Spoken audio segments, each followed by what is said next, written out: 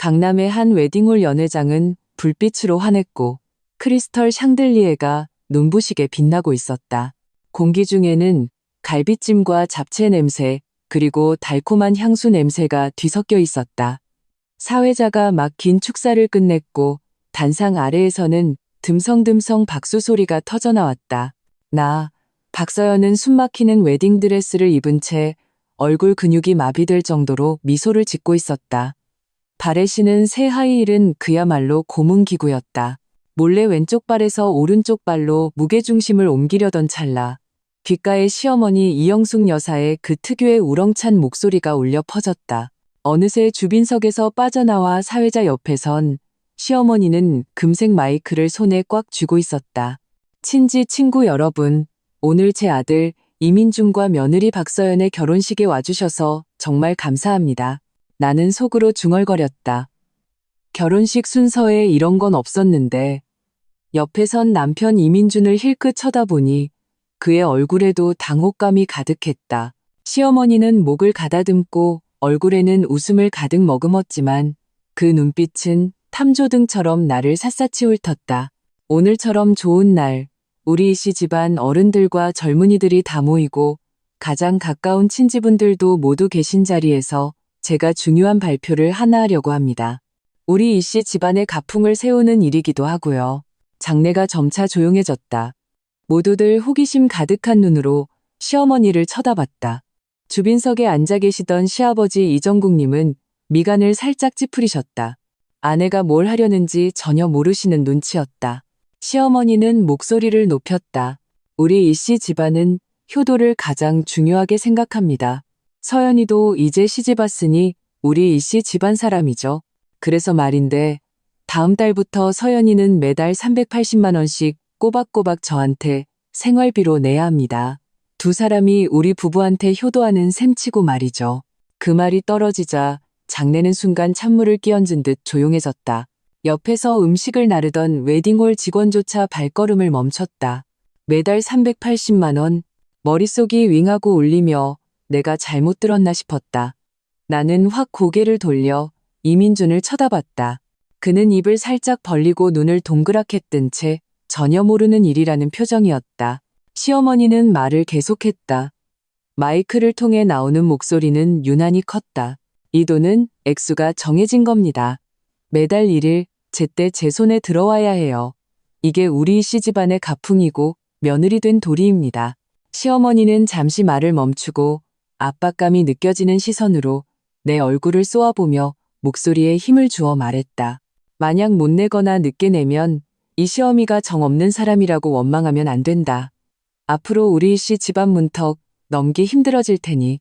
장내에서는 웅성거리는 소리가 들리기 시작했다. 수많은 시선이 바늘처럼 내 몸에 와서 꽂히는 게 느껴졌다. 놀라움, 구경거리라는 듯한 눈빛, 그리고 남편 쪽 먼 친척 몇몇은 노골적으로 고소하다는 미소를 지으며 수군거리고 있었다. 내 손에는 아까 건배할 때 썼던 유리잔이 들려 있었고 안에는 오렌지 주스가 반쯤 남아 있었다. 나는 잔을 꽉 쥐었다. 차가운 감촉에 혼란스럽던 머리가 조금 맑아지는 것 같았다. 피가 머리끝까지 쏠리는 느낌에 얼굴이 화끈거렸지만 마음은 한없이 차가워졌다. 이게 무슨 가풍을 세우는 건가? 이건 명백히 모든 사람 앞에서 내기를 죽이려는 것이고 불효라는 딱지를 붙여 앞으로 시어머니 앞에서 고개도 못 들게 만들려는 속셈이었다. 시어머니의 얼굴에 감출 수 없는 더이한 표정, 어쩔 줄 몰라 하는 이민준의 당황한 모습, 그리고 내 망신을 기다리는 하객들의 얼굴이 보였다. 정신 차려, 박서연. 여기서 무너지면 안 돼. 나는 심호흡을 하며 가슴속에서 들끓는 분노를 억누르고 격렬하게 뛰는 심장을 진정시켰다. 모두의 시선이 집중된 가운데 나는 천천히 손에 든 잔을 들어 올렸다. 그리고 애써 평온한 미소를 지었다. 시어머니를 향해 돌아섰다. 갑자기 조용해진 공기를 뚫고 내 목소리가 모든 사람의 귀에 선명하게 들렸다. 어머님, 말씀이 맞아요. 시어머니의 입꼬리가 올라가고 눈 속이 더이함이 더욱 짙어지는 것을 보았다.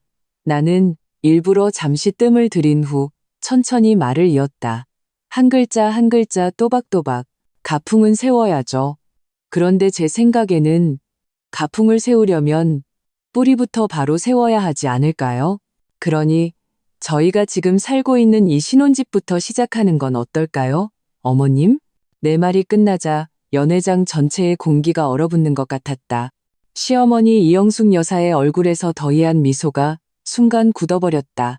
마치 냉동된 것처럼 옆에 서 있던 내 남편 이민주는 확 고개를 돌려 나를 쳐다봤다. 그의 눈에는 충격과 의아함이 가득했다. 장내는 쥐 죽은 듯 조용했고 모두들 숨소리조차 죽인 채 한 글자도 놓치지 않으려는 듯 목을 길게 빼고 있었다. 나는 와인잔을 든 채 평온한 시선으로 시어머니를 바라보며 말을 이었다.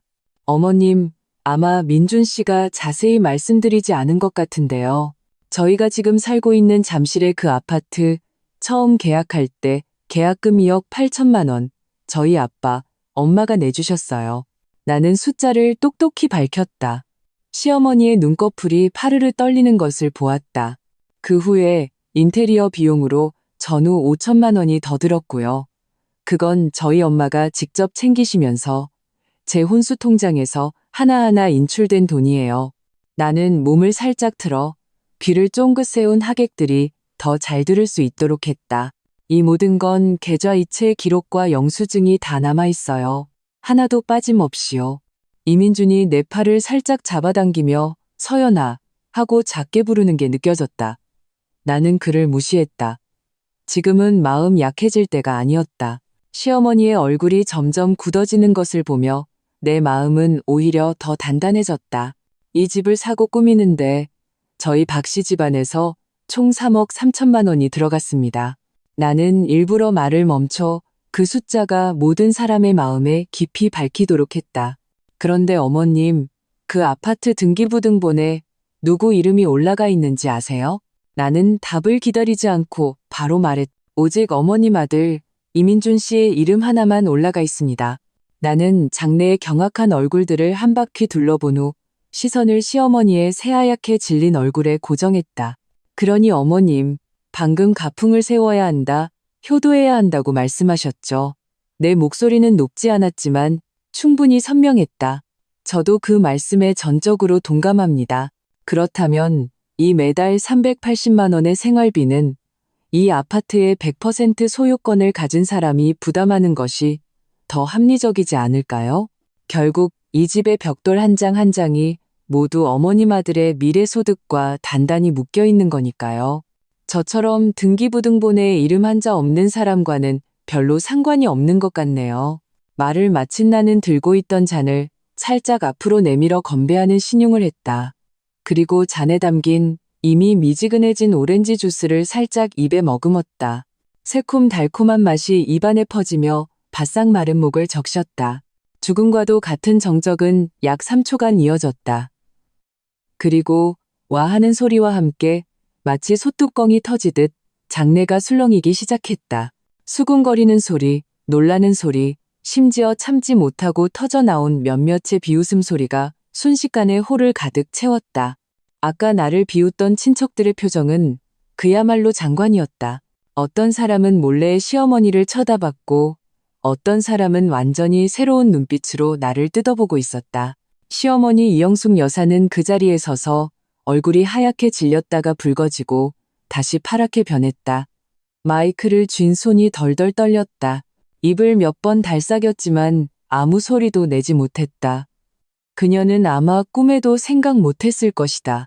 내가 결혼식에서 모든 친지들 앞에서 집값 문제를 이렇게 명확하게 계산해서 터뜨릴 줄은, 그녀가 공들여 준비한 군기잡기가 그대로 자기 자신에게 되돌아올 줄은, 이민주는 나와 자기 어머니 사이에 서서 어찌할 바를 몰랐다. 나를 봤다가 어머니를 봤다가 완전히 넋이 나간 표정이었다. 그 역시 늘 순해 보이기만 했던 내가 이렇게 날카로운 면이 있을 줄은 상상도 못했을 것이다. 바로 그때 연회장 문이 끼익 소리를 내며 열렸다. 모두가 무의식적으로 문 쪽을 쳐다봤다. 말끔한 정장 차림의 우리 아빠 박정민 씨와 엄마 최은미 씨, 그리고 이모와 외삼촌까지 대여섯 명이 당당한 걸음으로 들어오고 있었다. 아빠는 무표정한 얼굴로 장내를 훑어본 후 단상 위에서 대치하고 있는 우리에게 시선을 고정했다. 아빠의 침착하고 힘있는 목소리가 이 기묘한 분위기를 이야, 여기 아주 시끌벅적하구만. 우리가 딱 맞춰온 것 같네. 사부인, 무슨 새로운 가풍이라도 세우고 계신 겁니까? 우리 친정 식구들도 좀 듣게 말씀해 보시죠. 아빠의 이 한마디는 끓는 기름에 찬물을 부은 격이었다. 모든 하객들의 시선이 휙하고 문가에 선 우리 친정 식구들에게 쏠렸다. 시어머니 이영숙 여사의 얼굴은 순식간에 핏기 없이 하얘졌다. 손에 든 마이크를 놓칠 뻔해 지지직하는 날카로운 소음이 났다. 아빠 박정민 씨는 엄마와 이모 최은라 씨, 외삼촌 최강일 씨를 이끌고 사람들이 저절로 열어준 길을 따라 천천히 주빈석 쪽으로 걸어왔다. 아빠는 평소 사업 이야기를 할 때의 그 무표정한 얼굴 그대로였다. 시어머니 앞에 멈춰선 아빠는 차분한 눈빛으로 그녀를 바라봤다. 사부인, 아까 문 밖에서 들으니 생활비 이야기를 하시던데 가풍도 세우신다고요? 아빠는 잠시 말을 멈추고 옆에서 얼굴이 하얗게 질린 이민준을 힐끗 본 뒤 다시 시어머니에게 시선을 돌렸다. 우리 서연이가 아직 어리고 갓 시집 왔으니 부족한 점이 있더라도 너그러이 봐주십시오. 그런데 이 매달 380만 원이라는 액수는 어떻게 계산된 건지 제가 꼭 좀 듣고 싶군요. 시어머니는 입술을 파르르 떨며 한참 동안 제대로 된 문장 하나를 만들지 못했다. 사돈어른, 이건 저희 집안일이라. 서연이가 집안일이라고요? 이모 최은라 씨가 빠른 말투로 끼어들었다. 이모의 낭낭하고 큰 목소리는 연회장 전체에 울려 퍼졌다. 형님, 그 말씀은 틀렸죠. 서연이는 우리 박씨 집안 딸이에요. 서연이 일은 곧 우리 집안일이죠. 더군다나 돈 문제, 그것도 매달 380만 원이라는 큰돈이 걸렸는데 어떻게 그게 사돈댁만의 집안일이 될 수 있나요? 실직한 성격의 외삼촌 최강일 씨는 미간을 찌푸리며 이민준을 똑바로 쳐다보고 물었다. 이 서방, 이게 어떻게 된 일인지 말 좀 해보게.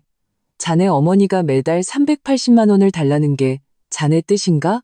이민준은 질문에 이마에 땀이 송골송골 맺히며 연신손을 내저었다. 외삼촌, 아닙니다.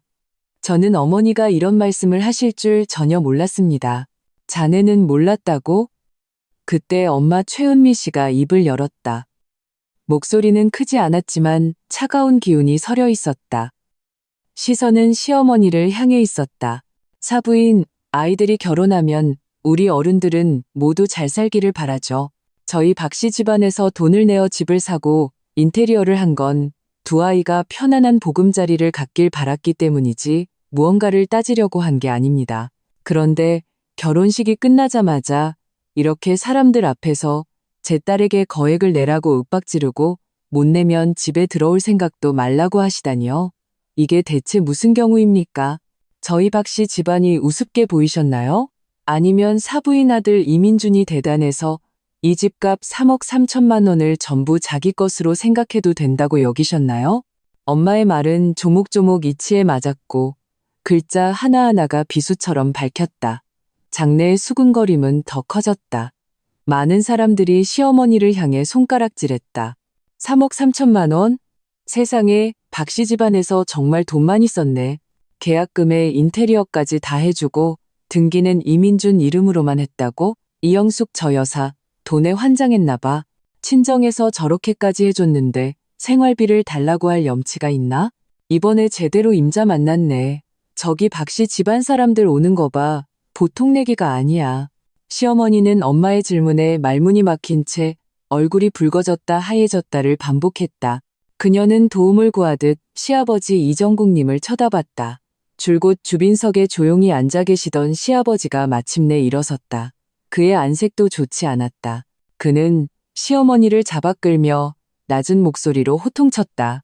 이영숙, 지금 무슨 짓이야? 당장 사돈께 사과드리지 못해?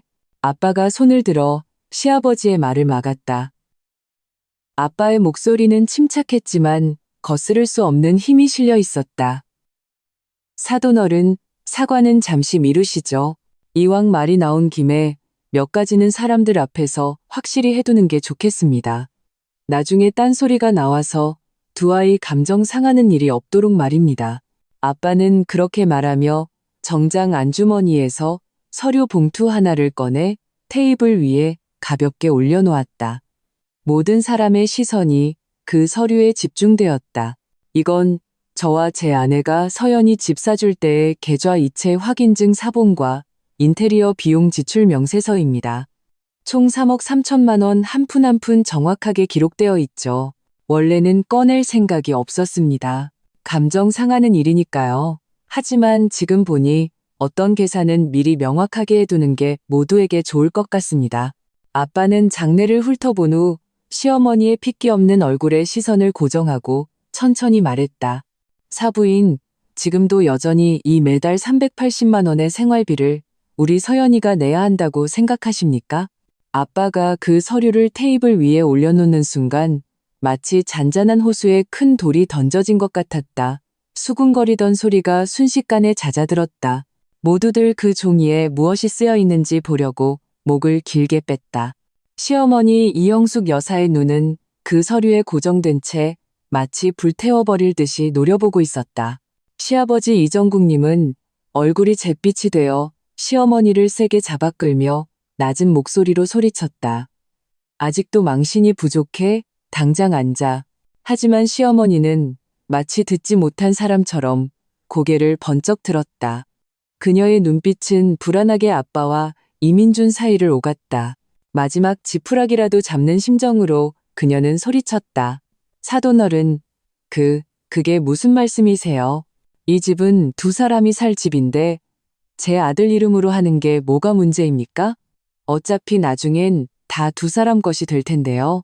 그리고 출가외인이라고 서연이가 우리 씨 집안에 시집 왔으니 버는 돈도 우리 집안 돈이죠. 시부모 공경하는 게 당연한 거 아닙니까? 그 말을 안 했으면 좋았을 텐데 그 말이 나오자 이씨 집안 친척들조차 미간을 찌푸렸다. 요즘 세상에 무슨 그런 소리를. 이모 최을라 씨가 즉시 비웃었다. 그녀의 목소리는 낭낭했다. 형님, 그 말씀은 제가 정말 듣기 거북하네요. 무슨 출가외인이에요? 우리 서연이는 당당하게 시집을 온 거지 사돈댁에 팔려온 게 아닙니다. 형님 말씀대로라면 사돈댁은 며느리를 얻은 겁니까? 아니면 평생 쓸 현금 인출기를 드린 겁니까? 외삼촌 최강일 씨도 굳은 얼굴로 입을 열었다. 이 여사님, 그 말씀은 정말 이치에 맞지 않습니다. 아이들 결혼은 새로운 가정을 꾸리는 것이지 누가 누구에게 종속되는 게 아닙니다. 서연이가 직장이 있고 돈을 버는 건 자기 능력이고 이 서방도 직장이 있고 두 분도 연금이 있으신데 어떻게 며느리 월급에 그렇게 계산적이실 수 있습니까? 그것도 그렇게 당당하게요. 나는 그 자리에 서서 친정 식구들이 나를 위해 싸워주는 것을 들으며 가슴에 맺혔던 답답함이 조금 풀리는 것을 느꼈다. 붉어졌다, 하얘졌다 하는 시어머니의 얼굴을 보며 이제 때가 되었다고 생각했다. 나는 조용히 숨을 고르고 한 걸음 앞으로 나섰다. 목소리는 크지 않았지만 분명했다. 아빠, 엄마, 이모, 외삼촌, 화내지 마세요. 나는 시어머니를 향해 돌아섰다. 얼굴에는 아무 표정이 없었다. 어머님, 말씀이 맞아요. 시부모님 공경은 당연히 해야죠. 저와 민준 씨, 앞으로 아버님 어머님께 잘 효도할 거예요. 나는 화제를 돌렸다. 그런데 어머님께서 돈 문제를 언급하시니 저도 마침 생각나는 게 하나 있네요. No. 나는 단상 아래를 보며 구석에서 핸드폰을 만지작거리던 시동생 이민호를 찾았다. 나는 목소리를 조금 높였다. 도련님, 이리 좀 와보세요. 시동생 이민호는 갑자기 이름이 불리자 깜짝 놀라며 고개를 들었다. 그는 어리둥절한 표정으로 마지못해 다가왔다. 형수님, 왜 부르세요? 나는 그의 무관심한 표정을 보며 침착하게 입을 열었다. 별일 아니에요. 그냥 물어볼 게 있어서요. 작년에 친구랑 동업한다고 형한테서 가져간 일 500만 원 언제쯤 갚을 수 있어요? 벌써 1년이 넘었는데 형은 마음이 약해서 독촉을 못하더라고요. 그리고 지난달에 새로 나온 게임 아이템 산다고 형 카드에서 80만 원 긁어간 것도요. 그 돈들 언제쯤 형한테 갚을 생각이에요? 이민호의 얼굴이 순식간에 붉어졌다. 그는 우물쭈물하며 말했다. 그 돈은 형이 자발적으로 준 거예요. 그리고 그 사업은 망해서 제가 무슨 돈이 있어서 갚아요. No. 자발적으로 줬다고요? 나는 그 말을 되풀이하고는 이미 얼굴이 극도로 굳어진 시어머니를 쳐다봤다. 어머님 보세요. 민준 씨가 형으로서 동생을 얼마나 아끼는지요. 몇백, 몇천만 원을 눈 하나 깜짝 안 하고 그냥 주잖아요. 자기 자신한테는 그렇게 인색하면서요. 모르는 사람이 보면 민준 씨가 은행이라도 차린 줄 알겠어요. 나는 잠시 말을 멈추고 거의 불을 뿜을 듯한 시어머니의 눈을 바라보며 말을 이었다. 그러니 어머님, 정말 집에 돈이 부족하다고 생각하시면 이 매달 380만 원의 생활비는 먼저 이 작은 아드님께 방법을 찾아보라고 하셔야 하는 거 아닐까요? 결국 그동안 민준 씨한테서 빌려간 돈만 해도 다 합치면 3천만 원은 안 돼도 2,500만 원은 좋게 될 텐데요. 그 돈들은 전부 민준 씨가 힘들게 번 돈이지 저와는 단 10원도 관계가 없거든요. 내 말이 터져나오자 장내는 완전히 발칵 뒤집혔다. 세상에 그런 일이 있었어? 이민준이 동생을 저렇게까지 챙겨줬다고? 이영숙 여사는 알고 있었을까? 이건 명백히 작은 아들만 편애하는 거잖아. 그러니까 큰며느리한테 돈 내라고 닥달한 거네. 큰아들 내 돈 빼서 작은아들 주머니에 채워주려고. 수군거리는 소리가 파도처럼 밀려왔다. 시어머니 이영숙 여사는 그 자리에 서서 몸이 휘청거렸다. 나를 가리키는 손이 덜덜 떨렸고 입술을 달싹였지만 한마디도 하지 못했다. 그녀의 보물 같은 작은아들 이민호는 얼굴이 새빨개져 쥐구멍에라도 숨고 싶은 심정이었다. 시아버지 이정국님이 테이블을 쾅 하고 내리쳤다. 그릇들이 요란한 소리를 냈다. 그는 이민호를 향해 노호했다. 이 망할 놈, 네가 언제 형한테서 그렇게 많은 돈을 가져갔어. 시아버지의 고함은 마치 천둥과 같아서 소란스럽던 장내를 일시적으로 진정시켰다. 시동생 이민호는 목을 움츠린 채 불을 뿜는 아버지의 눈을 감히 쳐다보지 못하고 중얼거렸다. 그건 형이 준 거라니까요. 내가 훔친 것도 아니잖아요. 입 닥쳐. 시아버지는 화가 나 가슴이 거칠게 오르내렸다. 그는 시어머니를 향해 돌아섰다. 손가락이 거의 그녀의 코에 닿을 뻔했다. 이영숙, 당신이 애지중지 키운 아들 꼴 좀 봐. 그리고 당신이 한 짓이 이게 뭐야. 오늘 우리 씨 집안 체면 당신들 때문에 다 구겼어. 시어머니는 꾸지람에 고개를 들지 못했지만 여전히 불만스러운 듯 작은 목소리로 변명했다. 내가 민호가 그렇게 많이 가져간 줄 알았나. 난 그냥 민준이가 이제 결혼도 했고 서연이도 능력 있으니 집에 좀 보태는 게 당연하다고 생각했을 뿐이라고. 당연하다고? 아빠 박정민 씨가 차갑게 말을 받았다. 사부인 자꾸 당연하다고 말씀하시는데 그럼 오늘 뭐가 당연한 건지 제대로 한번 따져봅시다. 아빠는 테이블 위에 서류를 집어들었지만 펼치지는 않았다. 그저 손가락으로 서류를 톡톡 두드렸다. 이 집 사고 인테리어 하는 데 든 3억 3천만 원 우리 박씨 집안에서 냈습니다. 두 아이가 잘 되길 바랐고 행복하길 바랐기 때문입니다. 이건 우리가 사돈댁에 빚진 것도 아니고 더더욱 사돈댁이 당연하게 받아야 할 것도 아닙니다. 아빠는 시선을 얼굴이 창백해진 이민준에게 돌리고 말투를 조금 부드럽게 했지만 여전히 압박감을 실었다. 이서방, 자네는 착한 아이야. 동생을 아끼는 마음은 우리도 이해하네. 하지만 돕는 것도 정도가 있는 법이야. 자네도 이제 가정을 이뤘으니 한 집안의 가장일세. 자네 동생은 팔다리 멀쩡한 성인인데 일도 안 하고 빈둥거리기만 하는데 자네가 그렇게 밑빠진 독에 물 붓기식으로 도와주는 게 과연 동생을 돕는 건가? 아니면 망치는 건가? 서연이 생각은 해봤나? 자네들 작은 가정의 미래는 어쩔 셈인가? 이민주는 질문에 말문이 막혀 부끄러움에 고개를 숙였다. 그때 외삼촌 최강일 씨가 한 걸음 앞으로 나섰다. 그는 키가 크고 덩치가 있어 서 있는 것만으로도 위압감이 느껴졌다.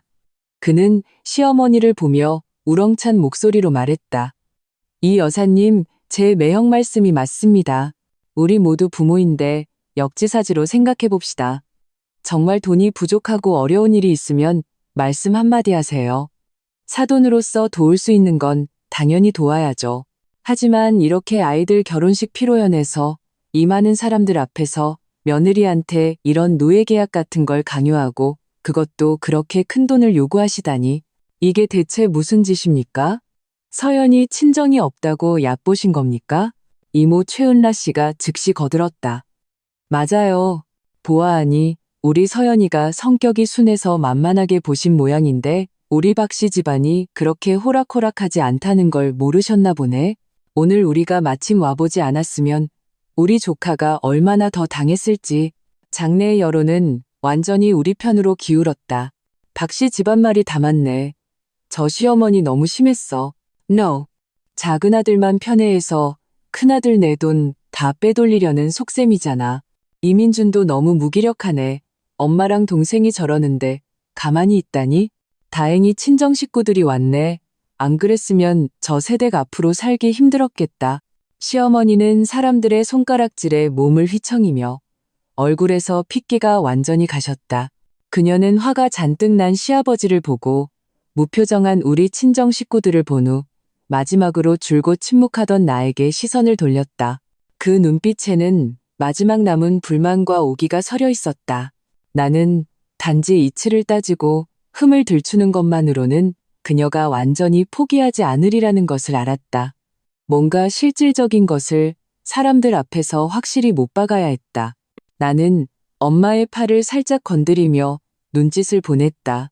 엄마는 내 뜻을 알아차렸다. 엄마는 목을 가다듬었다. 목소리는 크지 않았지만 연회장 전체에 선명하게 울려 퍼졌다. 사부인, 이제 와서 더 말해봐야 소용없습니다. 우리 부모들은 그저 자식들이 잘 되기를 바랄 뿐입니다. 오늘 이 일, 이렇게 흐지부지 넘어갈 수는 없습니다. 엄마는 잠시 말을 멈추고 날카로운 시선으로 시어머니와 이민준을 쳐다봤다.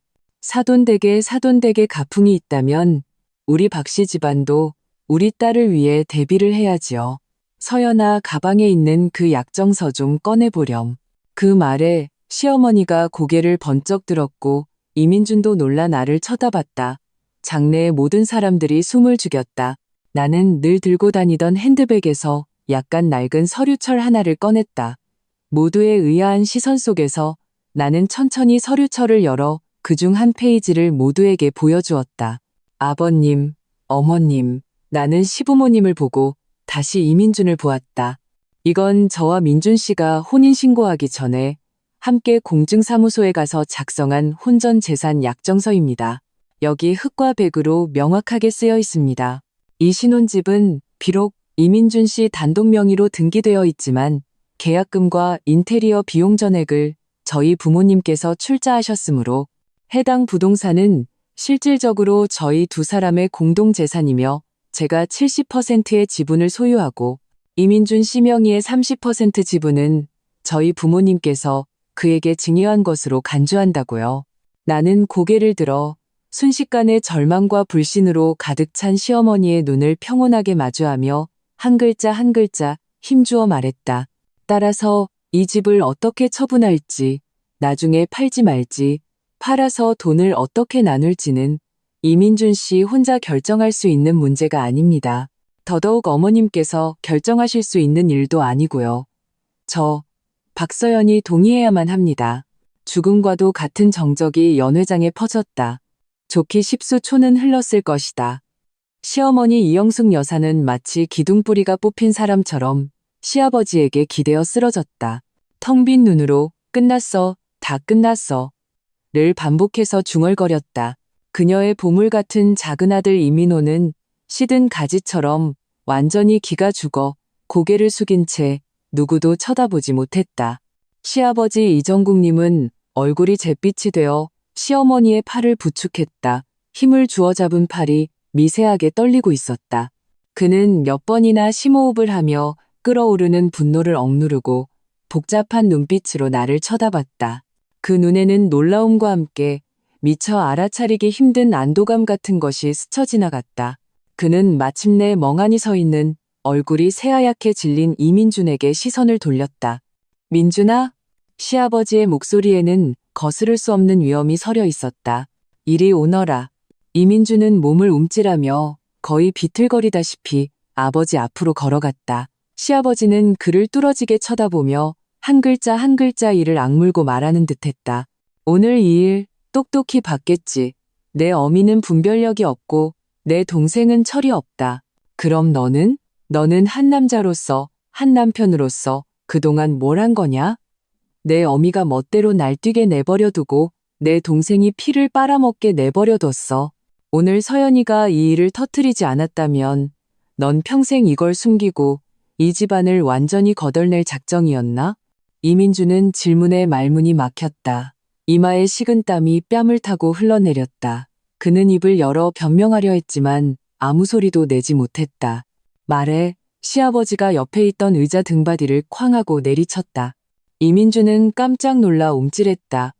마침내 고개를 든 그는 쓰러진 어머니와 원망스럽게 자신을 쳐다보는 동생, 그리고 마지막으로 내 평온한 얼굴을 차례로 보았다. 그의 눈에는 갈등과 수치심이 가득했다. 한참이 지나서야 마치 온 힘을 다 짜낸 듯 쉰 목소리로 입을 열었다. 아버지, 제가 잘못했습니다. 예전에는 그냥 어머니가 힘드시고 동생은 아직 어리니까 도울 수 있으면 도와야 한다고만 생각했습니다. 이렇게 될 줄은, 서연이가 이렇게 큰 상처를 받게 될 줄은 몰랐습니다. 그는 나를 향해 돌아섰다. 눈가가 약간 붉어졌다. 서연아, 미안해. 정말 미안해. 내가 못나서 집안일을 제대로 처리하지 못해서 오늘 너를 욕보였어. 그는 잠시 말을 멈추고 무언가 결심한 듯 목소리는 여전히 떨렸지만 훨씬 분명해졌다. 어머니, 동생, 잘 들으세요. 그는 어머니와 동생을 쳐다봤다. 오늘부터 저와 서연이의 작은 가정은 우리 둘이서 알아서 꾸려갈 겁니다. 제 월급 통장은 서연이에게 맡기겠습니다. 저는 동의하고 진심으로 원합니다.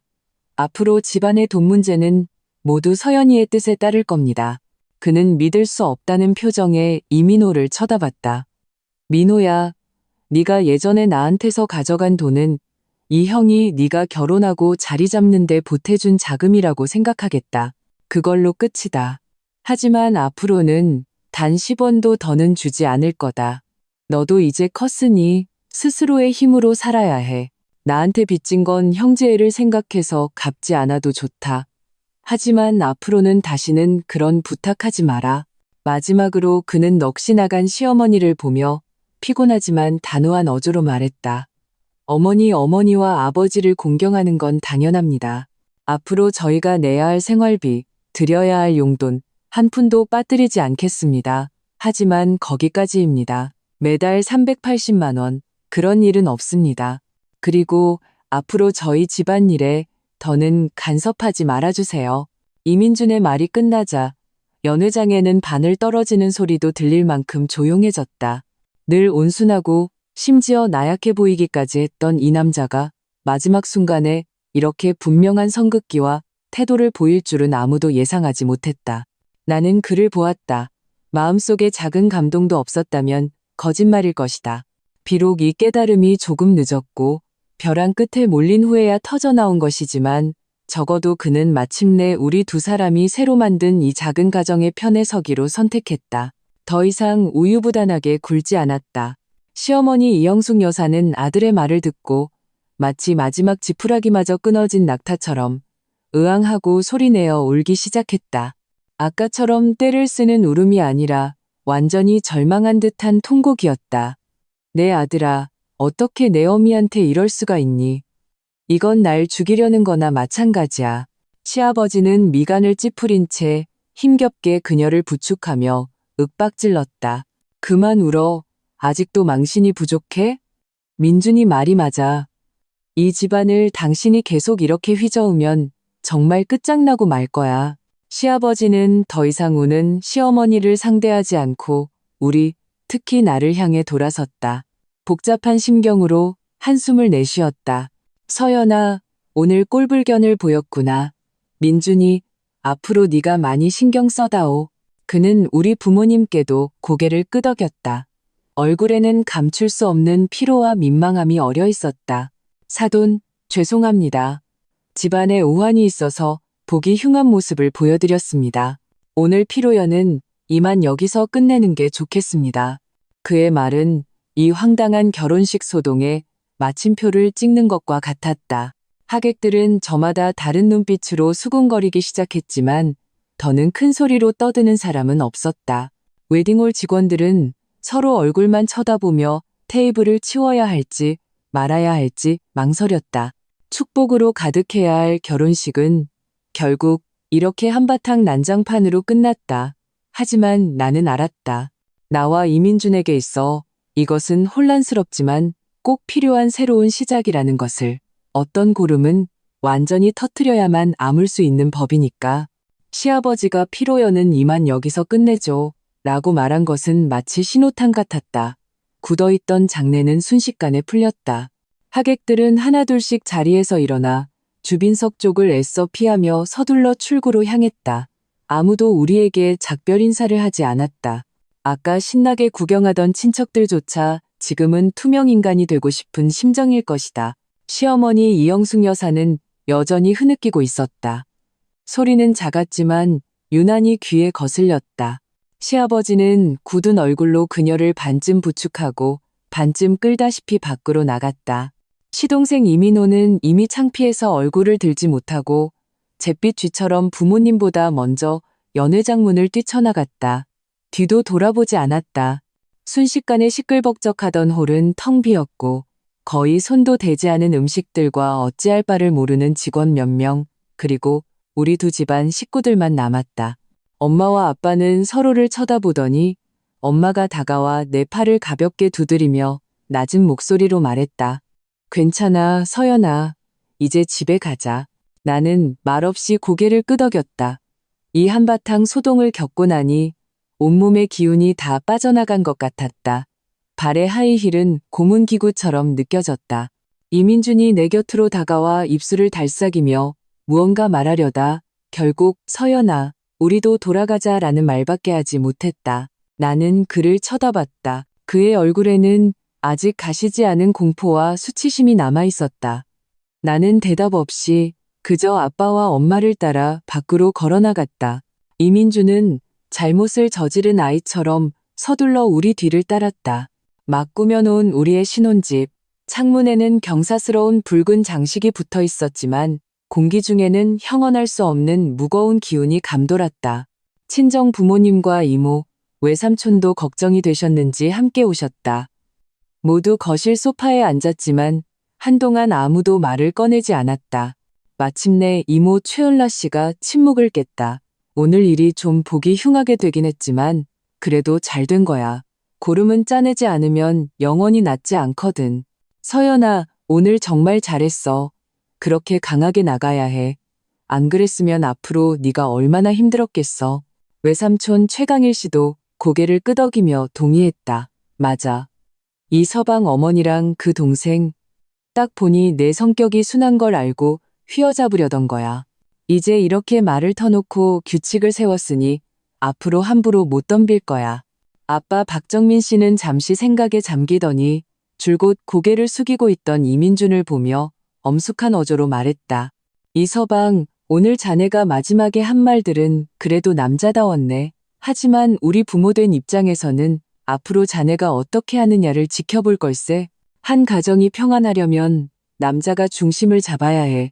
예전처럼 귀가 얇아서 안팎을 구분 못하면 오늘 이 소동은 아무 의미가 없게 되는 거야. 이민준이 고개를 번쩍 들었다.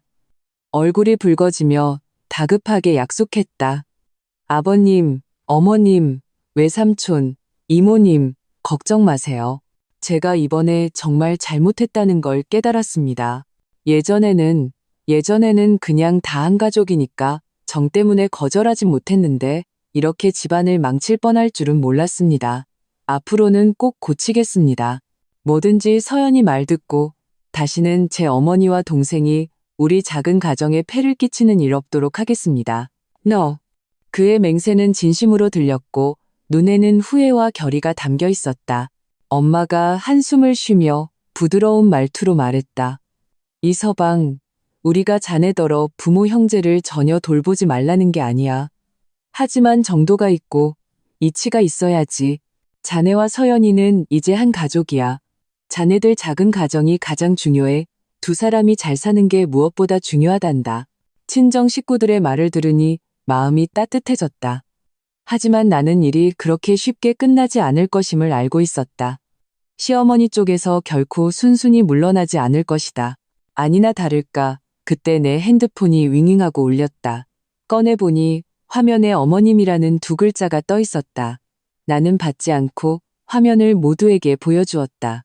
이모가 비웃었다. 참 빨리도 오네. 집에 가서 정신 차리고 나니 또 어떻게 구슬려 볼까 생각났나 보지? 아빠가 손을 저었다. 받지 마라. 내버려둬. 지금 급한 건 저쪽이야. 너희 둘. 아빠는 나와 이민준을 보았다. 지금부터 입을 맞춰. 돈 문제, 동생 문제에 대해서는 일절 물러서지 마. 저쪽에서 아무리 난리를 쳐도 너희는 너희 삶을 살아. 이민준이 서둘러 고개를 끄덕였다. 알겠습니다, 아버님. 핸드폰은 한참 울리다 조용해졌다. 하지만 곧이어 이민준의 핸드폰이 울리기 시작했다. 똑같이 그의 어머니에게서 온 전화였다. 이민준은 나를 보고 우리 부모님을 보더니 이를 악물고 무음 버튼을 누른 후 핸드폰을 소파 위에 뒤집어 놓았다. 나는 이것이 폭풍 전의 짧은 고요함에 불과하다는 것을 알았다. 시어머니 이영숙 여사는 그렇게 큰 망신을 당하고 아들의 경제권까지 잃었는데 결코 이대로 끝내지 않을 것이다. 앞으로의 날들은 아마 더 시끄러워질 것이다. 하지만 어쨌든 나는 오늘 첫 발을 내디뎠고 돌아갈 생각은 없었다. 이 집의 주도권은 내가 반드시 단단히 잡아야 했다. 시어머니가 문을 두드리는 소리는 사라졌지만 남겨진 진흙탕은 여전히 마음에 남아 있었다. 나는 흰죽을 끓이고 달걀 프라이를 해서 이민준과 마주 앉았다. 아무도 말하지 않았고 가끔 숟가락이 그릇에 부딪히는 소리만 들렸다. 맛없는 아침 식사를 마치자마자 내 핸드폰이 쉴 새 없이 울리기 시작했다. 시어머니가 아니었다. 시댁 가족들의 카카오톡 단체 채팅방, 이름은 행복한 우리 가족이었다. 평소에는 명절에 용돈 봉투나 오갈 뿐 조용하던 단톡방이 지금은 마치 폭탄을 맞은 듯했다. 열어보니 읽지 않은 메시지가 빼곡했다. 위로 스크롤해보니 시작은 시어머니 이영숙 여사가 새벽에 보낸 긴 음성 메시지였다. 스피커폰으로 켜자 그녀의 울먹이는 일부러 과장된 억울한 목소리가 식당을 가득 채웠다. 이씨 집안 어른들, 형제 자매 여러분, 와서 이치 좀 따져주세요. 제가 힘들게 아들 키워서 공부시키고 장가 보냈는데 제가 뭘 바랐겠어요?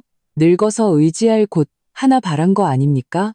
그런데 이제는 아들이 며느리를 얻더니 이 어미는 눈에 보이지도 않나 봅니다. 이민준의 얼굴이 순식간에 굳어졌다. 음성 메시지는 계속됐다. 어제 피로연에서 제가 겨우 두 사람한테 앞으로 매달 상징적으로 생활비 좀 내서 효도하는 신용이라도 하라고 했을 뿐인데 결과가 어땠는지 아세요?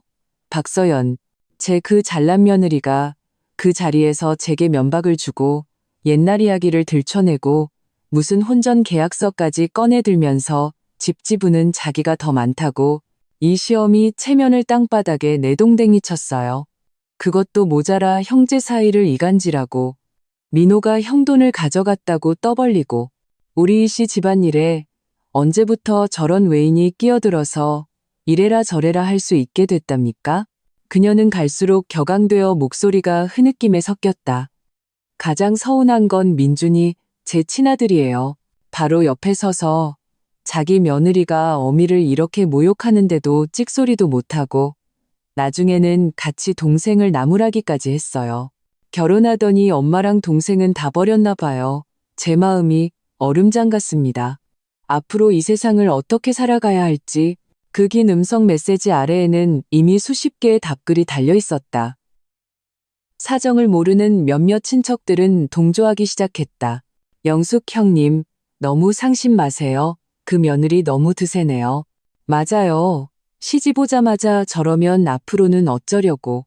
민준이도 참 어떻게 자기 엄마한테 저럴 수가 있어. 하지만 어제 피로연에 참석해서 사정을 아는 친척들의 말투는 달랐다. 영숙 형수님, 그렇게만 말할 순 없죠. 어제 그 상황은 상징적으로 생활비 좀 내라는 수준이 아니었잖아요. 한 달에 380만 원은 액수가 좀 심하긴 했어요. 그리고 박씨 집안에서 그렇게 돈을 많이 내서 집을 사줬는데 계약서 쓰는 것도 당연한 거 아닌가요? 단톡방은 순식간에 두 파로 나뉘었다. 한쪽은 시어머니 편을 들어 우리를 불효자라고 비난했고 다른 한쪽은 모호한 태도를 취했지만 명백히 시어머니의 잘못이 크다고 생각하는 듯했다. 메시지는 빠르게 올라왔고 각종 음성과 문자가 뒤섞였다. 이민주는 핸드폰 화면을 보며 주먹을 꽉 쥐었다. 관절이 하얗게 될 정도였다. 그는 몇 번이나 글자를 입력하려다 힘없이 포기했다. 그때 새로운 음성 메시지가 올라왔다. 시아버지 이정국님이었다. 그의 목소리에는 억눌린 분노와 피로가 섞여 있었다. 이영숙, 아직도 정신 못 차렸어? 망신당한 게 부족해? 단톡방에서 무슨 헛소리야. 당장 입 닥쳐. 이씨 집안일은 문 닫고 우리끼리 해결해. 밖에서 망신 좀 그만 사. 시어머니는 즉시 날카로운 음성으로 답했다. 이정국, 이 무능한 인간아. 당신 아들이 남한테 홀랑 넘어가 버렸는데 아직도 남의 편을 들어? 내가 단톡방에다 말 안 하면 누구한테 말해? 이 어미가 억울하다고 한마디도 못해? 두 사람이 단톡방에서 싸울 기세가 들자 말리는 사람과 구경하는 사람들의 메시지는 더 빈번해졌다. 나는 핸드폰을 테이블에 뒤집어 놓았다. 소음이 멎었다. 나는 잿빛 얼굴의 이민준을 보며 침착하게 말했다. 봤지? 이게 당신 어머니의 수법이야. 정면으로 안 되니 뒤에서 여론을 조작해서 당신을 압박하고 굴복시키려는 거지. 이민준이 고개를 번쩍 들었다. 눈에는 핏발이 서 있었다. 그는 마침내 결심한 듯 자신의 핸드폰을 움켜쥐고 화면을 빠르게 눌렀다. 몇 초 후 내 핸드폰이 진동했다. 들어보니 이민준이 행복한 우리 가족 단톡방에 메시지를 보낸 것이었다. 짧은 몇 글자였다. 어머니, 어제 일의 잘잘못은 그 자리에 계셨던 어른들과 친척분들이 다 아실 겁니다. 저와 서연이는 조용히 살고 싶습니다. 부디 더 이상 단톡방에서 사실과 다른 말씀을 하지 말아주세요. 이 단톡방은 제가 먼저 나가겠습니다. 메시지를 보낸 직후 시스템 알림이 떴다. 이민준 님이 나갔습니다. 단톡방은 순간 정적이 흘렀다. 몇 초가 지나서야 누군가 조심스럽게 이라는 메시지를 보냈다. 마치 음소거 버튼을 누른 것처럼 아까까지 떠들썩하던 목소리들이 모두 사라졌다. 아들이 직접 단톡방을 나가는 것을 본 시어머니 이영숙 여사가 화면 저편에서 얼마나 기가 막히고 분노에 떨고 있을지 상상이 갔다. 이민주는 핸드폰을 테이블에 던져놓고 길게 한숨을 내쉬었다. 마치 천근만근의 짐을 내려놓은 듯했다. 그는 나를 보았다. 눈에는 여전히 피로가 남아있었지만 이전보다 훨씬 맑고 단호해져 있었다. 앞으로 저분들이 뭐라고 하든 신경 쓰지 말자. 우리는 우리 삶을 살면 돼. 나는 단톡방을 나가는 것이 단지 하나의 제스처일 뿐 모든 문제를 해결해 주지는 못한다는 것을 알았다. 시어머니는 분명히 이대로 포기하지 않을 것이다. 하지만 적어도 이민준은 행동으로 선을 긋겠다는 결심을 보여주었다. 이민준이 단톡방을 나간 일은 물에 던져진 큰 돌과 같았다. 당시에는 소리가 없었지만 파문은 계속해서 퍼져나갔다. 그 후 며칠 동안 우리 집 전화는 불이 날 지경이었다. 시어머니가 아니라 이민준의 고모, 외삼촌 등 친척들이 번갈아가며 설득에 나섰다. 핵심은 하나였다. 아랫사람이 너무 따지면 안 된다. 어머니가 아무리 잘못했어도 어머니다. 이민준이 어서 가서 어머니께 사과하고 이 일을 마무리 지어라는 것이었다. 이민준은 처음에는 인내심을 갖고 설명했지만 나중에는 나처럼 모르는 번호나 시댁 친척의 전화는 그냥 받지 않았다.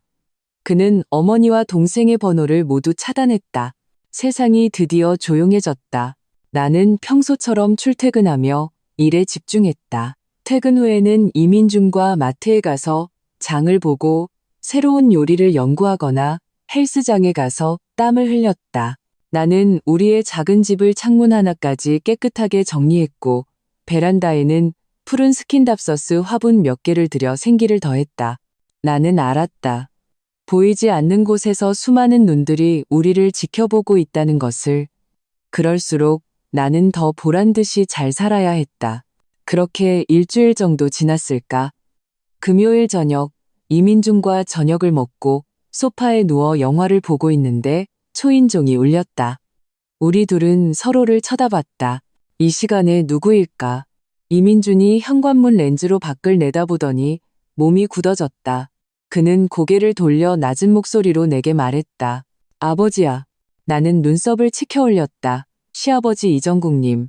그가 혼자 우리 집에 온 적은 단 한 번도 없었다. 나는 이민준에게 고개를 끄덕였다. 이민준은 심호흡을 하고 문을 열었다. 문 밖에는 정말 시아버지가 서 계셨다. 손에는 방금 산 듯한 과일 봉지를 들고 계셨다. 안색이 조금 부자연스러웠다. 등 뒤에는 시어머니의 모습은 보이지 않았다. 아버님, 어떻게 오셨어요? 어서 들어오세요. 이민준이 몸을 비켜 길을 열었다. 시아버지는 들어와 과일을 현관 신발장 위에 올려놓고 깨끗한 거실을 한 바퀴 둘러본 후 시선을 텔레비전 화면에 고정했다. 우리를 보지 않은 채 그는 말했다. 지나가는 길에 너희들 잘 있나 보려고 잠깐 들렀다. 참으로 어색한 변명이었다. 누가 밤9시 넘어 아들 집을 지나가는 길에 그것도 과일 한 봉지를 들고 들른단 말인가. 아버님, 앉으세요. 나는 일어나 물 한 잔을 따라 드렸다. 시아버지는 소파에 앉아 무릎 위에 두 손을 올린 채 조금 어색해 보였다. 그는 물을 한 모금 마시고 목을 가다듬은 뒤 마침내 우리, 특히 이민준을 쳐다봤다. 내 엄마가. 그는 잠시 말을 멈추고 입을 떼기 힘든 듯 했다. 요 며칠 기분이 영 안 좋다. 밥도 잘 못 먹고 잠도 설치고. 이민준은 입을 굳게 다문 채 대답하지 않았다. 시아버지는 한숨을 쉬며 말을 이었다. 나도 안다. 이번엔 내 엄마가 너무 심했지. 그 성격에 한번 고집 부리면 꺾을 줄을 모르니. 그날 호텔에서 그리고 나중에 단톡방에서 한 짓은 정말 말도 안 됐지. 그는 나를 보며 미안한 어조로 말했다. 서연아, 너한테 미안하게 됐다. 나는 가볍게 고개를 숙였지만 아무 말도 하지 않고 그의 다음 말을 기다렸다. 사과가 오늘 온주된 목적이 아니라는 것을 알았기 때문이다. 역시나 시아버지는 손을 비비며 난처한 표정을 지었다. 하지만 일이 이미 벌어졌으니 해결은 해야지. 한 가족이 계속 이렇게 지낼 수는 없잖니. 내 엄마, 너희도 알다시피 체면 차리고 고집 센 사람이라. 먼저 고개 숙이고 사과하는 건 하늘의 별 따기보다 어려울 거다. 하지만 이렇게 계속 시간을 끌면 누구에게도 좋지 않아. 그는 이민준을 보며 간청하는 듯한 어조로 말했다. 민준아, 내 생각은 어떠냐? 너랑 내 아내랑 시간 내서 집에 한번 와서 내 엄마랑 얼굴 보고 화해하면 안 되겠니? 그냥 부드러운 말 몇 마디라도 해서 체면 좀 세워주면 되잖니? 정말 이렇게 연을 끊고 살 수는 없지 않으냐. 남들이 보면 웃을 일이다. 이민준은 침묵하며 미간을 찌푸렸다. 나는 속으로 비웃었다. 역시 설득하러 온 것이었다. 시어머니는 스스로 체면이 서지 않으니 시아버지를 보내 가족의 정을 내세우는 것이었다. 부드러운 말 몇 마디, 체면 좀 세워주면 된다고? 그럼 그 전에 모든 친척들 앞에서 내게 망신을 주고 거액의 생활비를 강요했던 그 일은 이렇게 가볍게 넘어갈 수 있는 문제란 말인가? 나는 찻잔을 내려놓았다. 목소리는 평온했지만 거스를 수 없는 단호함이 묻어 있었다. 아버님, 와주셔서 기쁩니다. 아버님 말씀대로 한 가족이 계속 이렇게 지낼 수는 없죠. 시아버지의 얼굴에 희색이 떠오르자마자 나는 화제를 돌렸다. 하지만 이 어색한 상황을 어떻게 풀지는 명확한 설명이 필요합니다. 어머님은 그저 생활비를 요구하고 가풍을 세우려 했을 뿐 큰 잘못이 없다고 생각하실 겁니다. 하지만 제게는 그 행동이 저를 모욕하고 우리 작은 가정의 기반을 흔드는 일이었습니다. 이건 단순히 돈의 문제가 아닙니다. 나는 시아버지의 눈을 똑바로 쳐다보며 한 글자 한 글자 힘주어 말했다. 만약 어머님께서 잘못이 없다고 생각하신다면 저희가 돌아가서 아무리 부드러운 말을 한들 소용없습니다.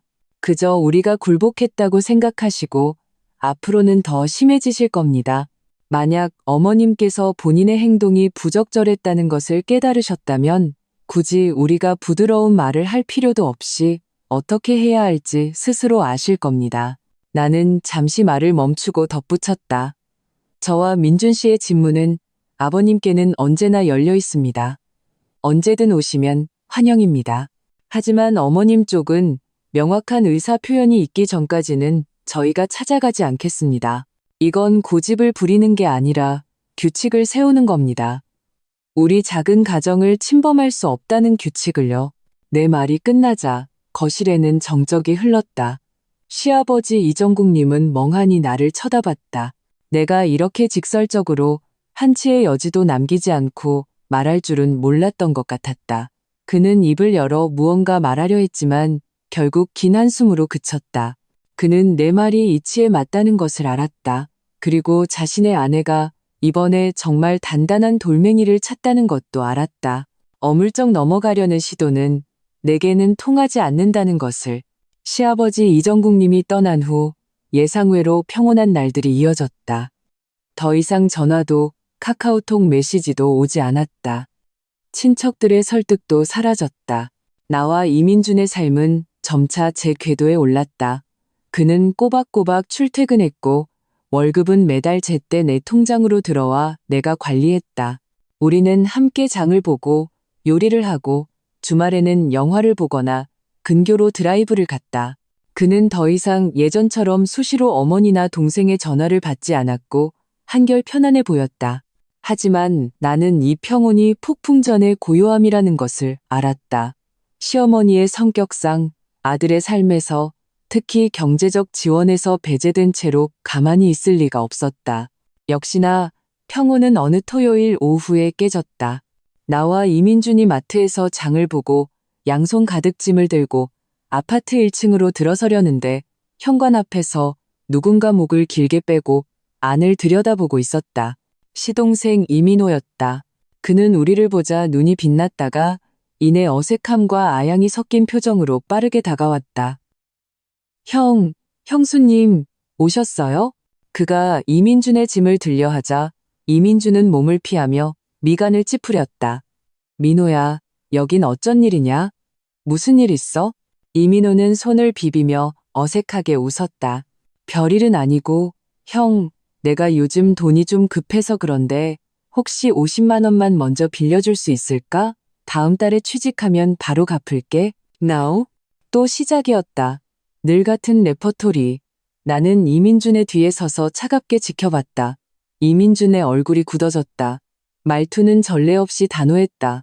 민호야, 내가 저번에 호텔에서 분명히 말했지. 다시는 너한테 돈 안 준다고? 돈 없으면 네가 알아서 일자리를 찾아봐. 이민호의 얼굴에서 미소가 굳었다. 그는 다급해졌다. 형, 그래도 형이잖아. 겨우 50만 원 가지고 그래? 형한테는 밥 한 번 먹는 돈이잖아. 지금 월급도 높고 형수님도 능력 좋은데 친동생 좀 도와주는 게 뭐가 그렇게 어려워? 내 월급이 높은 건 내 일이지. 너랑은 상관없어. 이민주는 한치도 물러서지 않았다. 나와 서연이 돈을 어떻게 쓸지는 우리가 알아서 계획해. 돈 빌리려면 엄마나 아빠한테 가. 엄마 아빠한테 무슨 돈이 있어. 이민호는 원망 섞인 목소리로 소리쳤다. 엄마는 요즘 맨날 집에서 한숨만 쉬면서 형이랑 형수님이 불효자라고 생활비도 안 준다고 난리야. 아빠 연금은 쥐꼬리만 한데 내가 어디 가서 돈을 구해? 아, 나는 그의 말에서 정보를 얻었다.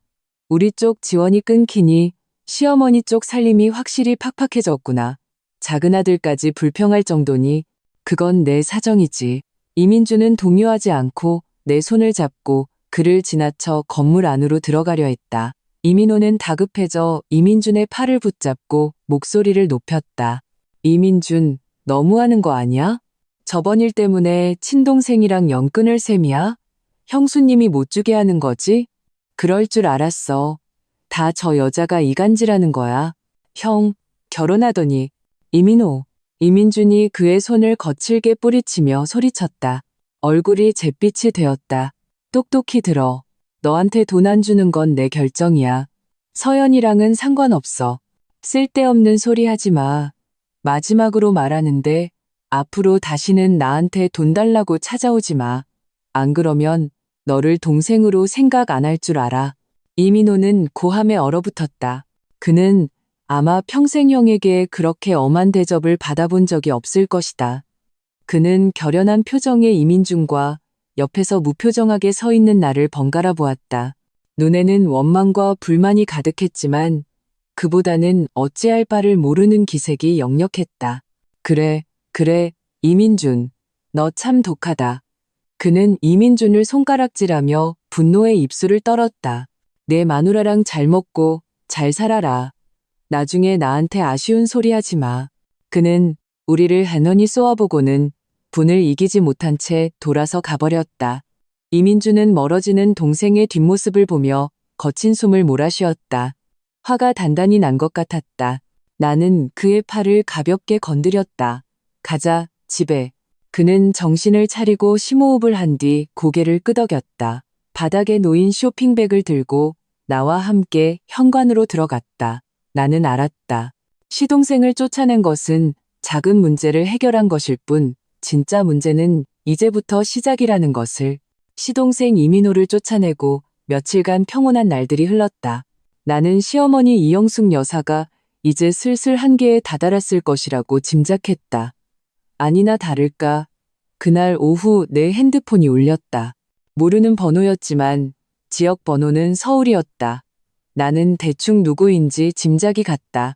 전화를 받았지만 아무 말도 하지 않았다. 전화기 저편에서 잠시 침묵이 흐르더니 일부러 부드럽게 꾸몄지만 여전히 어색함이 묻어나는 시어머니의 목소리가 들려왔다. 서연이냐? 네, 어머님, 저예요. 번호 바꾸셨네요. 내 말투는 평온했다. 전에 쓰던 게 좀 그래서. 그녀는 얼버무리며 본론으로 들어갔다. 목소리에는 억지로 만든 가벼움이 묻어 있었다. 서연아, 벌써 한 달 가까이 지났구나.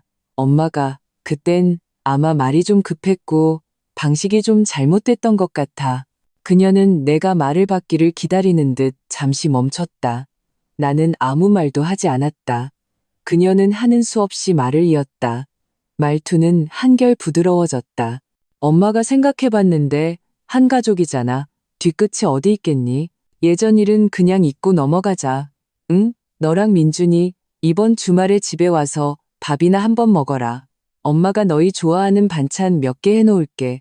우리 가족 다 같이 앉아서 제대로 이야기 좀 하자. 들어보라, 이 가벼운 말투를.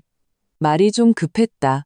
방식이 좀 잘못됐다는 말로 그 모욕과 계산을 없던 일로 만들려 하다니. 집에 와서 밥을 먹자고?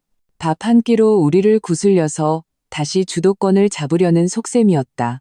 나는 속으로 비웃었지만 말투는 여전히 아무런 감정이 없었다. 어머님, 그렇게 생각해 주시니 좋네요. 전화기 저편의 시어머니는 안도의 한숨을 쉬는 듯했다. 하지만 나는 바로 말을 이었다. 하지만 이번 주말에는 저와 민준 씨가 이미 약속이 있어서 못 갈 것 같아요.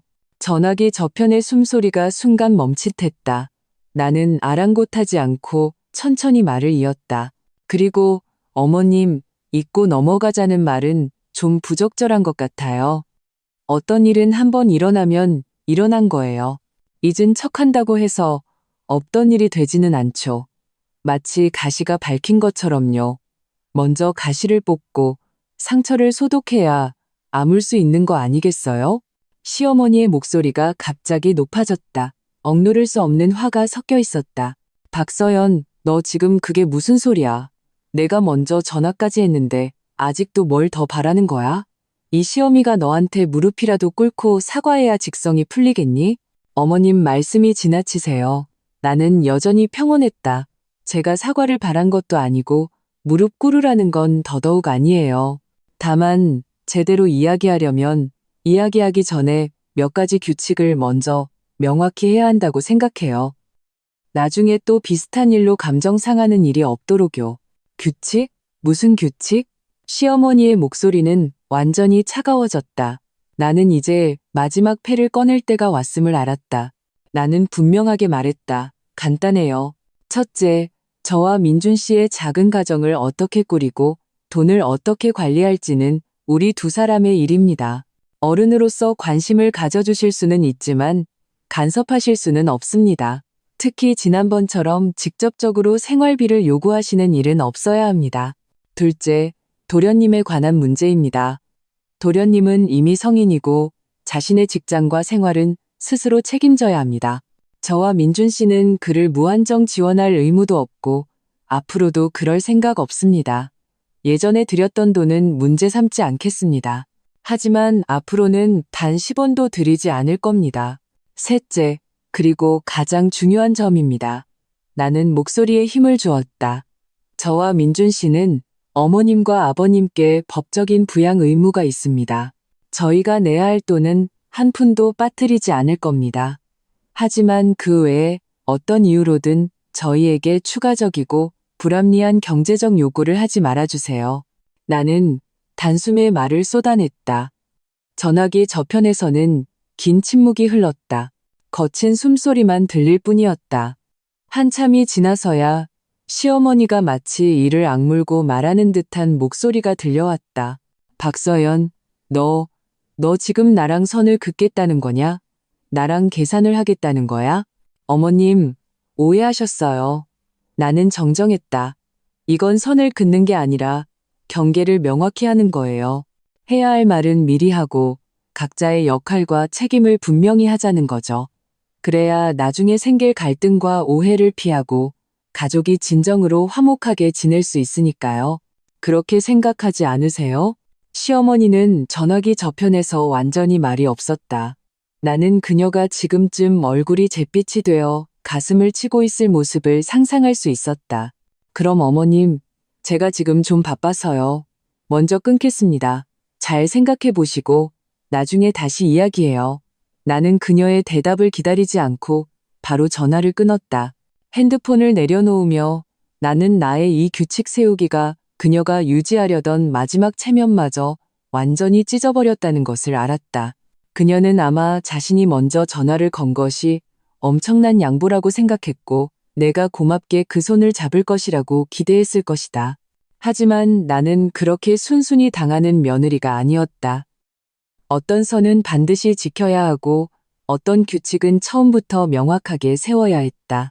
그녀가 이해한다면 앞으로 표면적인 예의는 지킬 수 있을 것이다. 그녀가 이해하지 못한다면 앞으로 더 힘든 싸움이 기다리고 있을 것이다. 시어머니와의 통화 이후 나는 이제 마지막 남은 체면마저 걷어냈음을 알았다. 그녀의 성격상 완전히 얼굴을 붉히고 천지를 뒤엎을듯이 싸우거나 아니면 그녀를 진정으로 누를 수 있는 사람이 나서야 했다. 며칠간 또 평온이 흘렀다. 그날 저녁, 나와 이민준이 집에서 저녁을 먹고 있는데 초인종이 다시 울렸다. 우리는 서로를 쳐다봤다. 이민준이 숟가락을 놓고 현관렌즈로 밖을 내다봤다. 그는 잠시 멈칫하더니 고개를 돌려 낮은 목소리로 말했다. 아버지랑 어머니도 같이 오셨어. 나는 눈썹을 치켜 올렸다. 드디어 두 분이 함께 오셨구나. 협상이냐? 아니면 최후 통첩이냐? 이민준이 문을 열자 문 밖에는 시아버지 이정국님과 시어머니 이영숙 여사가 서 계셨다. 시아버지는 비교적 평온한 얼굴에 과일을 들고 계셨지만 시어머니는 얼굴을 굳힌 채 바닥만 쳐다보고 있었다. 입을 꽉 다문 모습에서 억지로 온 기색이 역력했다. 아버님, 어머님, 들어오세요. 이민준이 길을 비켜주자 두 분이 들어오셨다.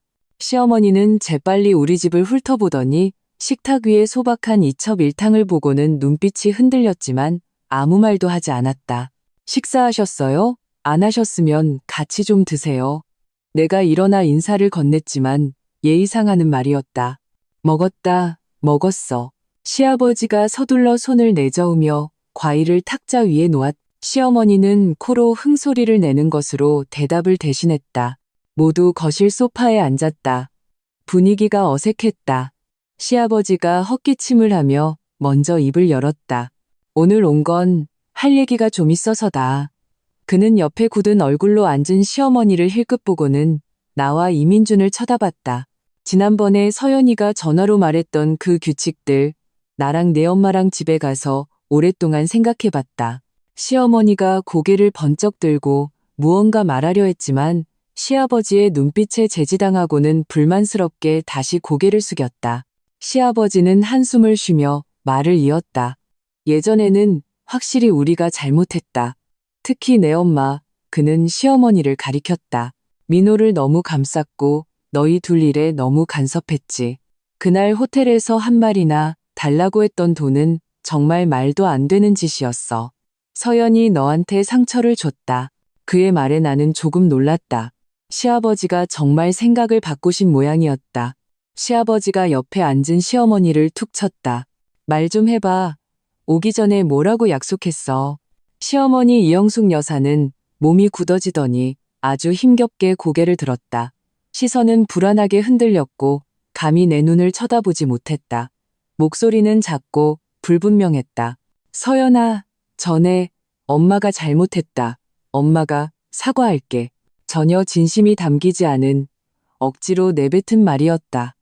나는 대답하지 않고 그저 조용히 그녀를 쳐다봤다. 시아버지가 답답했는지 그녀를 다시 툭 쳤다. 제대로 말해, 그게 사과하는 태도야? 시어머니는 벼랑 끝에 몰린 듯 숨을 크게 들이쉬더니 목소리를 높였다. 자포자기한 심정이 섞여 있었다. 알았어, 박서연. 전에는 내가 잘못했어. 결혼식에서 너한테 돈 달라고 한 것도 생떼를 쓴 것도 다 내 잘못이야. 됐냐? 그녀는 말을 마치고 거친 숨을 몰아쉬었다. 눈시울이 붉어졌다. 화가 난 건지 억울한 건지 알 수 없었다. 거실에는 정적이 흘렀다. 잠시 후 내가 천천히 입을 열었다. 평온한 시선으로 그녀를 보았다. 어머님, 사과는 잘 들었습니다. 나는 잠시 말을 멈추고 이었다. 하지만 어머님께서 알아주셨으면 좋겠습니다. 제가 민준 씨 돈을 관리하고 어머님께서 저희 일에 간섭하지 못하게 하는 것은 어머님과 싸우려는 것도 민준 씨를 통제하려는 것도 아닙니다. 그저 저와 민준 씨의 이 가정이 이치에 맞고 계획이 있으며 우리 두 사람이 모두 안심하고 편안하게 느낄 수 있는 곳이 되길 바라기 때문입니다. 누가 목소리가 크고 누가 성질이 더럽다고 해서 마음대로 할 수 있는 곳이 아니라요. 나는 시어머니의 눈을 보며 한 글자 한 글자 힘주어 말했다. 어머님과 도련님이 예전에 민준 씨에게서 가져간 것은 단지 돈만이 아닙니다. 이 새로 생긴 작은 가정에 대한 그의 믿음과 책임감까지 가져가신 겁니다. 저희가 지금 하는 일은 그저 저희 가정을 조금씩 제자리로 돌려놓는 것 뿐입니다. No? 시어머니는 입을 열어 반박하려 했지만 옆에 앉은 시아버지의 엄한 눈빛과 침묵하지만 단호한 이민준의 옆모습을 보고는 결국 아무 말도 하지 못하고 힘없이 어깨를 축 늘어뜨렸다. 시아버지가 서둘러 분위기를 수습했다. 서연이 말이 맞다. 이치에 맞는 말이야. 앞으로 너희 인생은 너희가 알아서 살아. 우리 늙은이들은 절대 끼어들지 않을게. 민호 그놈도 내가 단단히 일러뒀다. 다시 한번 너희를 귀찮게 하면 내가 다리를 부러뜨릴 테니. 그는 자리에서 일어났다. 그럼 우리는 이만 가볼게. 밥 먹는데 방해해서 미안하다. 잘 지내라. 그는 여전히 굳어있는 시어머니를 끌고 서둘러 떠났다. 문이 닫히고 이민주는 길게 한숨을 내쉬었다. 마치 천근만근의 짐을 내려놓은 듯했다. 그는 나를 보았다. 눈에는 안도감과 고마움이 섞인 복잡한 감정이 담겨 있었다. 서연아, 고마워. 그는 낮은 목소리로 말했다. 네가 아니었다면 난 아마 평생 그런 상황에서 벗어나지 못했을 거야. No? 나는 알았다. 시어머니의 오늘의 사과는 진심이 아니었다. 시아버지의 압박과 우리의 단호한 태도에 마지못해 한 것이었다. 하지만 이것은 적어도 명확한 신호였다. 그녀가 자신의 이전 방식이 틀렸음을 인정했다는. 그날 시부모님이 다녀가신 일은 마치 공식적인 휴전 협정과도 같았다. 비록 시어머니 이영숙 여사의 사과가 마지못해 한 것이었지만 적어도 그녀가 고개를 숙일 수밖에 없었다는 사실을 보여주었다. 그 후로 세상은 정말 조용해졌다. 갑작스러운 감시 전화도 애둘은 경제적 요구도 없었다. 심지어 가족 단톡방의 비꼬는 메시지들도 완전히 사라졌다.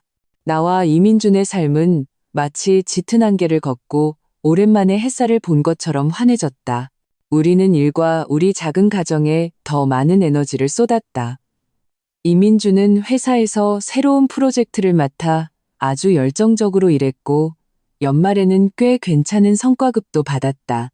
그는 성과급이 든 카드를 내 손에 쥐어주며 눈을 반짝이며 말했다.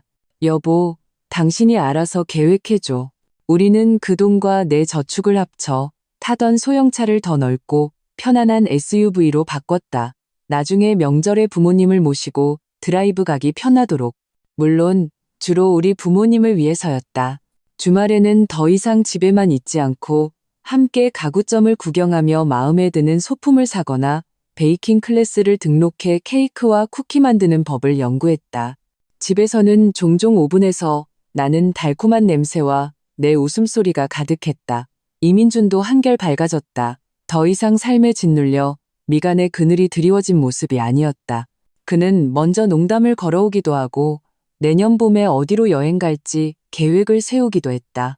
가끔 우리 부모님과 함께 식사를 했는데 엄마는 눈에 띄게 편안하고 다정해진 우리 둘의 모습을 보고 몰래 내 손을 잡고 말씀하셨다. 그래, 이거야. 부부는 이렇게 살아야지. 힘을 한 곳으로 모아야 해. 민준이 봐. 지금 얼마나 생기가 도니? 시아버지 이정국 님도 가끔 이민준에게 전화를 걸어 안부를 물었지만 시어머니에 대해서는 일절 언급하지 않았다. 그 대화 속에서 우리는 시동생 이민호가 드디어 영업직으로 취직했다는 소식을 들었다.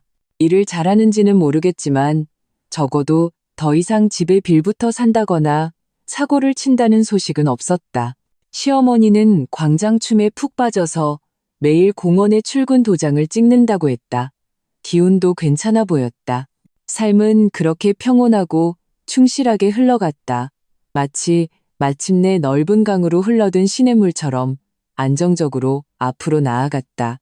결혼식에서의 모욕, 시어머니의 핍박, 시동생의 정모도 아주 오래전의 황당한 꿈처럼 느껴졌다. 어느덧 연말이 다가왔다. 거리에는 화려한 조명이 켜지고 설 분위기가 점점 짙어졌다. 나와 이민주는 설빔을 장만하고 양가 부모님께 드릴 선물을 준비했다. 섣달 금음 이틀 전 나와 이민준이 마트에서 카트를 가득 채우고 있는데 내 핸드폰이 울렸다. 화면에 뜬 이름에 나는 잠시 멈칫했다. 어머님, 이영숙 여사였다. 그날 사과하러 오신 이후로 우리는 한 번도 통화한 적이 없었다. 나는 잠시 망설이다 전화를 받았다. 여보세요, 어머님. 전화기 저편에서 잠시 침묵이 흐르더니 시어머니의 목소리가 들려왔다. 예전처럼 날카롭거나 억지로 부드럽게 꾸민 톤이 아니었다. 평온하고 심지어 조심스러운 예의가 묻어 있었다. 서연아, 바쁘니? 아니요, 마트에서 장 보고 있어요. 무슨 일 있으세요? 별일은 아니고. 그녀는 잠시 말을 멈추고 목소리를 낮췄다. 곧 설이잖니. 네. 내가 LA 갈비랑 동그랑땡을 좀 만들었다. 다 집에서 만든 거라 깨끗해. 너랑 민준이 혹시 섣달 금음날 저녁에 시간 되면 집에 와서 떡국이라도 먹고 가려무나. 그녀는 서둘러 덧붙였다. 물론 너희가 다른 약속이 있거나 내 부모님 댁에 가야 하면 괜찮아. 너희 편한 대로 해. 나는 전화를 든 채 잠시 멍했다. 집에 와서 떡국 먹어라. 너무나 평범한 이 한마디가 그녀의 입에서 나오니 너무나 다르게 들렸다. 명령도 계산도 없었다. 그저 약간의 서먹함과 조심스러운 초대가 담겨 있을 뿐이었다. 나는 고개를 들어 옆에서 과자를 고르고 있던 이민준을 보았다. 그는 내 시선을 느끼고 의아한 눈빛을 보냈다. 나는 전화기에 대고 목소리를 낮췄다. 어머님, 민준 씨랑 상의해보고 좀 이따 다시 연락드려도 될까요? 그럼, 상의해봐. 급할 거 없어. 시어머니는 서둘러 말했고 그 목소리에는 안도감마저 섞여 있었다. 전화를 끊고 나는 시어머니의 말을 이민준에게 전했다. 이민준은 잠시 침묵하더니 나를 보며 물었다. 당신 생각은 어때? 나는 미소 지었다. 가요. 그래도 가족이잖아요. 그리고 어머님이 이번에는 좀 달라지신 것 같아요. 이민준도 웃으며 내 어깨를 감쌌다. 좋아, 당신 뜻대로 할게. 라오스. 섣달 금음날 저녁, 우리는 설 선물과 시부모님께 드릴 선물을 들고 한때 우리를 그토록 압박했던 그 집의 문을 다시 두드렸다. 문을 연 것은 웃고 계신 시아버지였다. 시어머니는 앞치마를 두른 채 부엌에서 나왔다. 손에는 아직 국자를 들고 있었다. 그녀는 우리를 보고 얼굴에 부이 작곡한 긴장감이 스쳐 지나가더니 애써 미소를 지었다. 왔구나. 어서 들어와. 밖이 춥지. 집안에서는 음식 냄새가 진동했고 텔레비전에서는 설날 특집 프로그램이 흘러나오고 있었다. 시끄러운 배경음이 약간의 어색함을 덜어주었다. 시어머니가 차린 음식은 상다리가 부러질 정도였다. 정성이 가득 담겨 있음이 느껴졌다. 식사하는 동안 시어머니는 예전처럼 우리가 얼마를 버는지 캐묻거나 넌지시 누가 아들이 엄마에게 뭘 사줬는지 말하지 않았다. 그저 묵묵히 우리에게 반찬을 덜어주고 가끔 일이 힘드냐고 물으며 많이 먹으라고만 했다. 식사를 마치고 다 같이 텔레비전을 볼 때 그녀는 사과를 깎아 내게 건네주며 텔레비전 화면을 본 채 무심하게 말했다. 예전에는 엄마가 잘못한 게 많았지. 너희 지금 이렇게 사는 거 참 보기 좋다. 목소리는 아주 작았지만 나와 이민주는 똑똑히 들었다. 그 순간 나는 무언가 정말로 달라졌음을 알았다. 표면적인 굴복이 아니라 현실과 시간 앞에서 마음속 깊은 고집이 마침내 조용히 녹아내린 것이었다. 우리 사이에 깊이 박혀있던 그 가시가 거의 1년 동안의 제거와 소독, 그리고 기다림 끝에 마침내 아물 때가 된 것일지도 모른다. 창밖에서 간간히 폭죽 소리가 들려오며 새해의 시작을 알렸다. 나는 곁에 평온한 표정으로 앉은 이민준을 보고 텔레비전 불빛 속에서 더 이상 날카로움과 계산이 아닌 약간의 안도감과 세월의 흔적이 묻어나는 시어머니의 얼굴을 보았다. 마음이 평화로웠다. 미래는 아직 길다. 하지만 적어도 우리는 우리의 작은 가정을 성공적으로 지켜냈고 이 큰 가족과 평화롭게 공존할 수 있는 새로운 경계를 마침내 찾아낸 것 같았다. 그것으로 충분했다. 새해는 겉보기에 화목한 분위기 속에서 지나갔다. 섣달 금음날 밤, 시어머니의 그 가벼운 잘못했지라는 말은 호수에 던져진 작은 돌멩이 같았다. 파문이 사라진 후 호수는 평온을 되찾았지만 물의 성질은 미묘하게 변한 듯했다. 봄이 되자 나와 이민준의 삶은 완전히 제 궤도에 올랐다.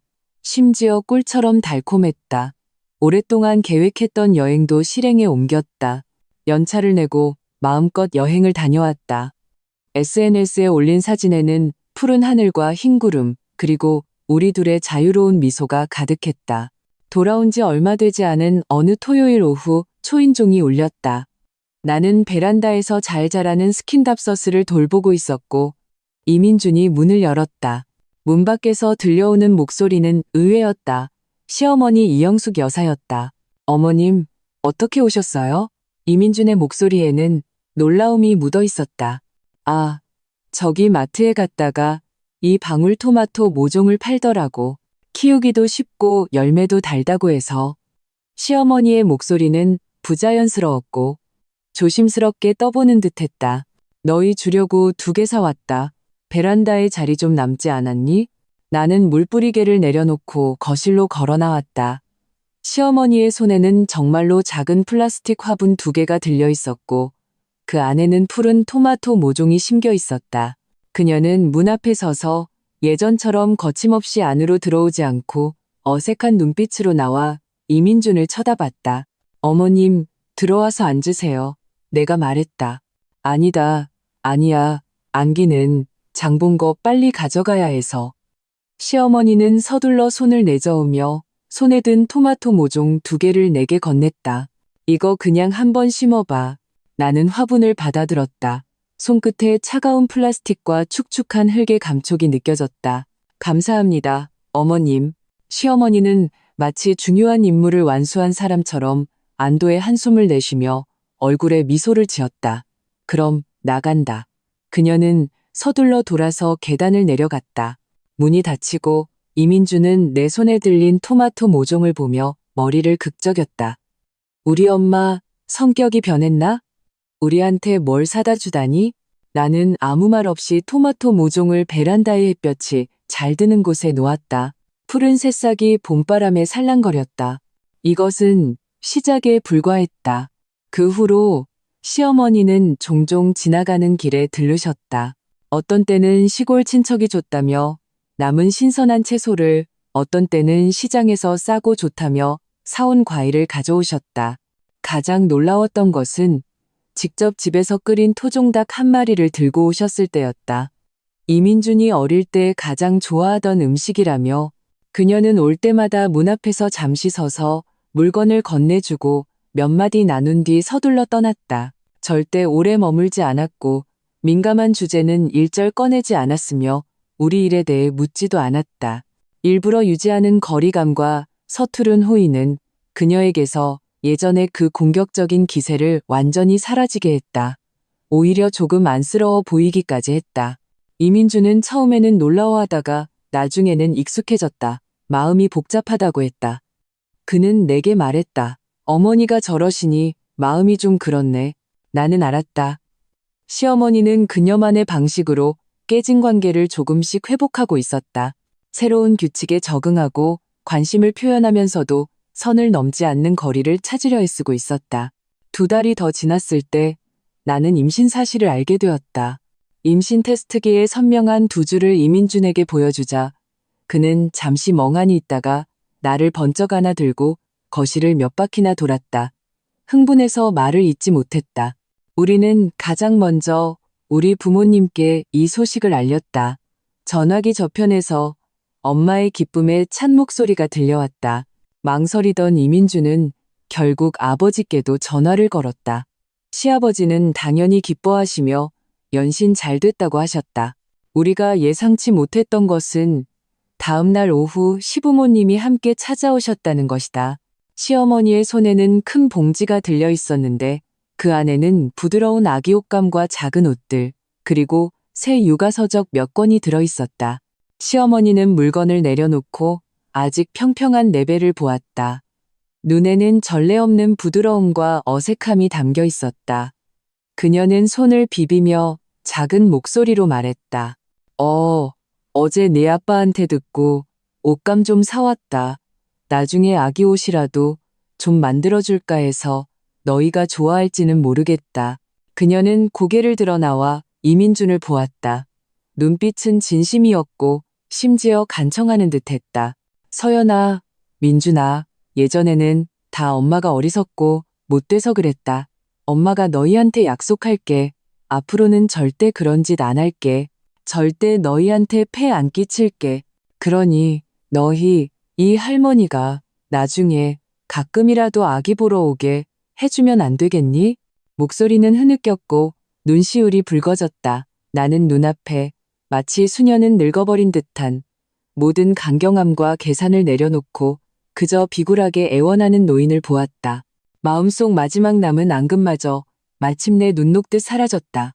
나는 한 걸음 다가가 그녀의 손에 들린 묵직한 옷감 봉지를 받았다. 그리고 미소 지으며 고개를 끄덕였다. 어머님 무슨 말씀을요? 어머님은 아기 할머니신데 당연히 언제든 오실 수 있죠? 시어머니의 눈에서 눈물이 터져 나왔다.